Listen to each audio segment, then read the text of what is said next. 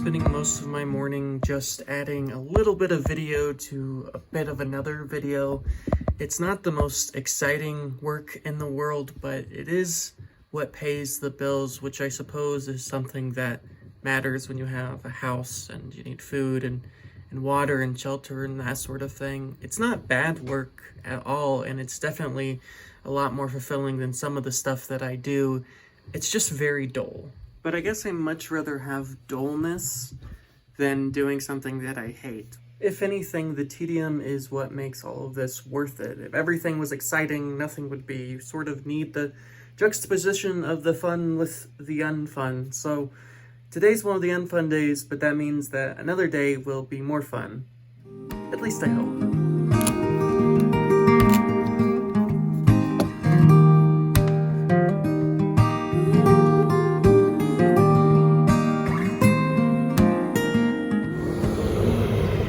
When I'm doing something, when I'm feeling productive, feels like I'm making a difference.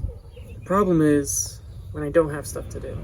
This not doing something, this relaxing, is the reason I can't do things like just sit in a hot tub, or just read a fun book, or just play a video game.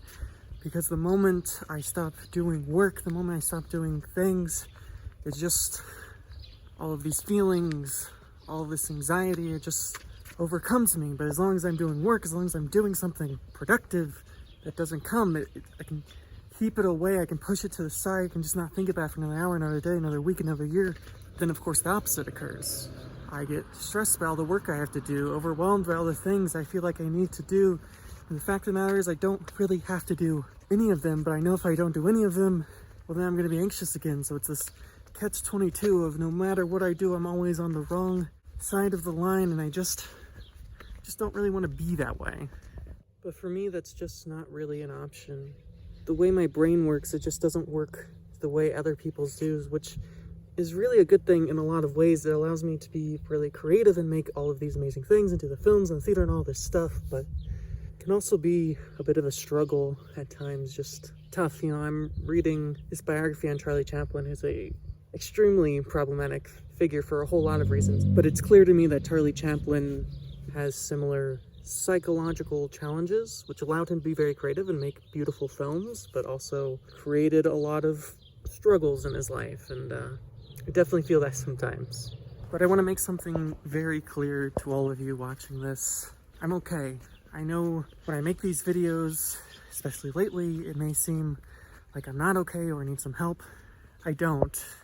This is one of my many forms of therapy, along with proper actual therapy where I talk to people and get a medication and all that stuff, you know, with professionals and all that. But this is part of that too.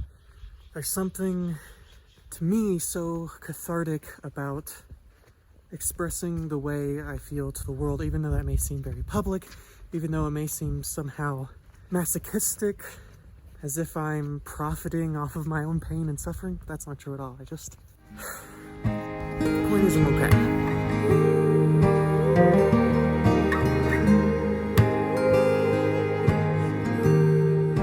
I have this sort of dumb new idea that I'm trying with the theater, which at the end of the day is all my business has ever been. It's just been a lot of failing and then a lot of really dumb ideas that I try.